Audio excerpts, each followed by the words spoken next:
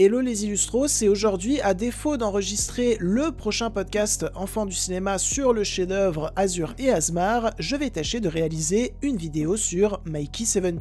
Mikey 17, l'un des films qu'on attendait le plus cette année je pense, puisque c'est tout simplement le nouveau long métrage du génie Bong Joon-ho. Petite piqûre de rappel tout de même, Bong Joon-ho a notamment réalisé par le passé Memories of Murder, The Host, Snowpiercer, Okja ou encore Parasite.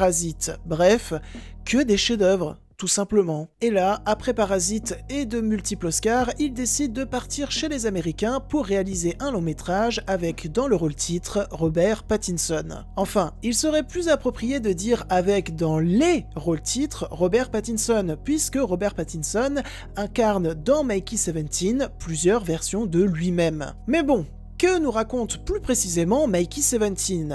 Héros malgré lui, Mikey Barnes se tue à la tâche, littéralement, car c'est ce qu'exige de lui son entreprise, mourir régulièrement pour gagner sa vie. Et donc vous l'avez compris les Illustros, derrière tout ça, il y a une histoire de clonage de sa personne. I don't like you, but I'm you.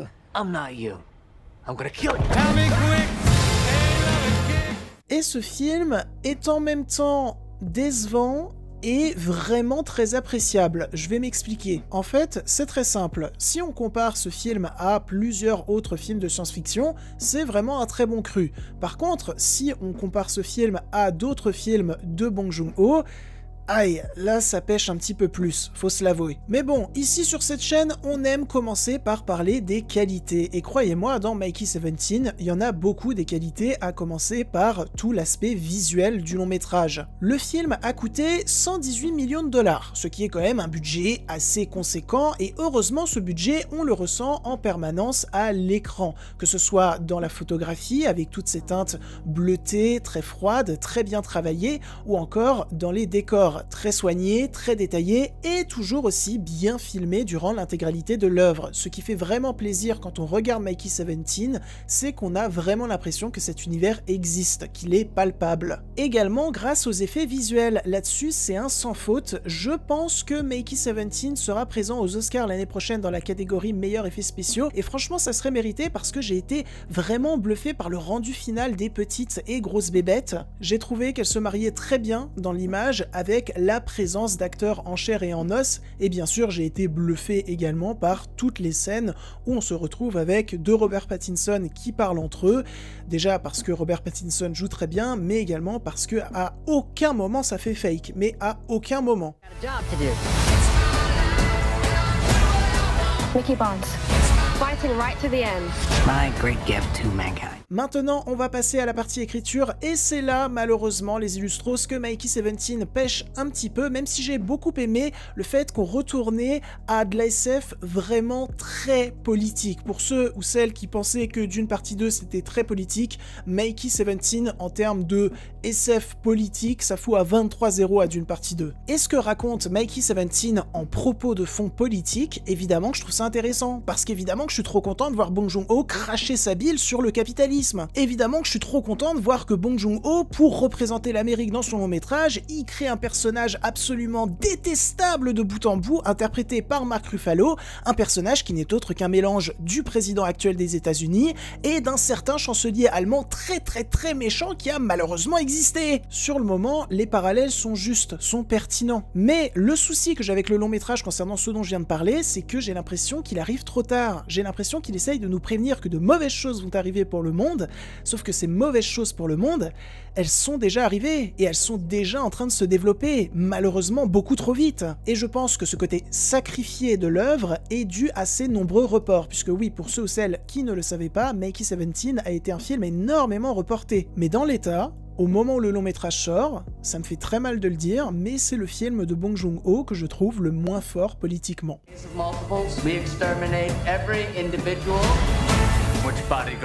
Mais en termes d'écriture, il n'y a pas que ça qui me pose souci, je dois absolument vous parler de l'immense présence d'une voix off dans le long métrage qui, à certains moments est justifiée et à d'autres beaucoup moins, je trouve. Toute la grande partie en voix off au début du long métrage, elle ne me dérange pas parce que je la trouve parfaitement justifiée. Mikey, quand il arrive dans l'espace, il est complètement déshumanisé, notamment et surtout par son entreprise, qui lui interdit d'avoir des relations, qui lui interdit d'avoir des sentiments humains en fait vis-à-vis des autres personnes de l'équipage. Et donc, logiquement, dans la diégèse du long métrage, la seule personne vers qui Mikey peut se tourner pour exprimer pleinement ce qu'il ressent, eh bien c'est nous, spectateurs, en nous racontant ce qu'il se passe dans sa tête. Donc là, en l'occurrence, ça ne me dérange pas, parce que c'est parfaitement justifié. Par contre, ça me dérange que la voix off continue tout le long du long métrage. Alors, elle est un peu moins présente au fur et à mesure du temps, mais elle continue tout de même, ce que je trouve parfaitement incohérent, puisque au fur et à mesure que le long métrage avance, eh bien le personnage de Mikey va de plus en plus se réhumaniser et pouvoir exprimer ses sentiments, dire ce qu'il pense à d'autres personnes de l'équipage. Ce qui fait que par moments on va avoir des surexplications qui n'étaient vraiment pas utiles et qui ne font qu'apporter un certain plombage au récit et au rythme. Reste, après ces défauts d'écriture, eh bien tout de même beaucoup de qualité, je trouve que les enjeux sont très bien posés, très bien développés par la suite, tout comme les personnages qui arrivent tous à bien exister grâce à de nombreuses scènes vraiment impactantes. Tout ce qui entoure les deux Mikey qu'on va suivre, à savoir Mikey 17 et Mikey 18, c'est très souvent malin et très souvent drôle. L'univers comme la musique sont uniques et très agréables à suivre. Non, vraiment, Mikey 17, c'est un bon film avec plein de défauts, un bon film qui ne fera pas partie de mes top films de Bong Joon-ho, mais un bon film que je reverrai avec plaisir.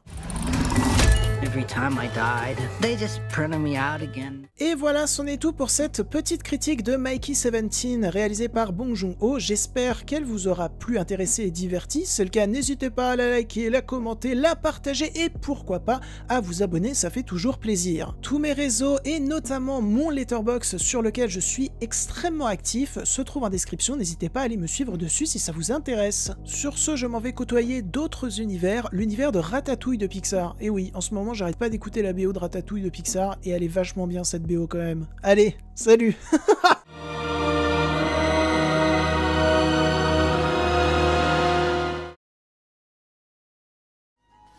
Hey.